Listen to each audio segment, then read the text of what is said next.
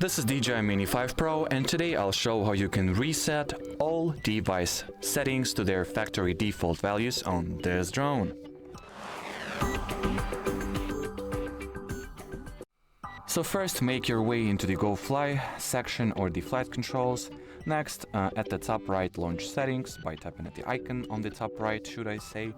Now select the About category on top, scroll this page all the way to the bottom, and here you'll find the Reset All Settings button. So tap on it, confirm the reset, wait a few seconds for the reset to be executed, and that's it.